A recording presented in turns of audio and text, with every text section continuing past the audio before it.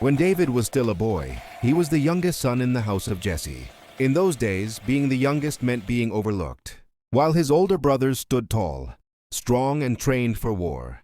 David was sent away, not to the table, but to the fields, to watch sheep. When the prophet Samuel came to Jesse's house to anoint the next king of Israel, Jesse proudly presented his sons one by one. Eliab came first, handsome, strong, kingly in appearance. But God said, "I have rejected him." One after another, 7 sons passed before Samuel. Yet God rejected them all. Samuel then asked a simple but powerful question. "Are these all the sons you have?" Reluctantly, Jesse replied, "There remains the youngest, but he is keeping the sheep."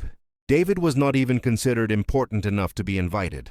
He was ignored by his family, underestimated by his brothers, and unseen by men, but he was fully seen by God. When David arrived, dusty from the field, God spoke clearly.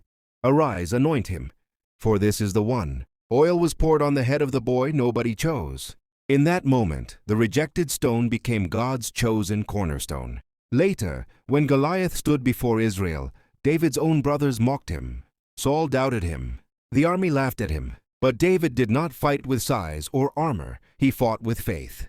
And the same boy rejected by his family became the defender of the nation. That is why David is called the rejected stone that became the cornerstone.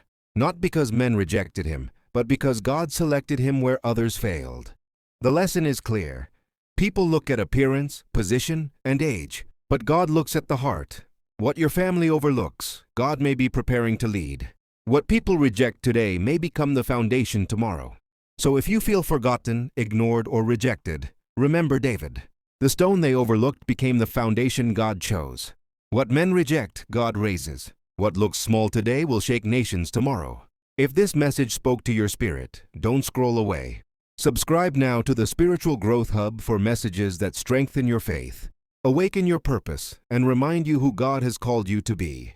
Like this video, share it with someone who feels overlooked, and comment, "I am chosen," if you believe God is still working on your life. Your story is not over. The cornerstone is rising,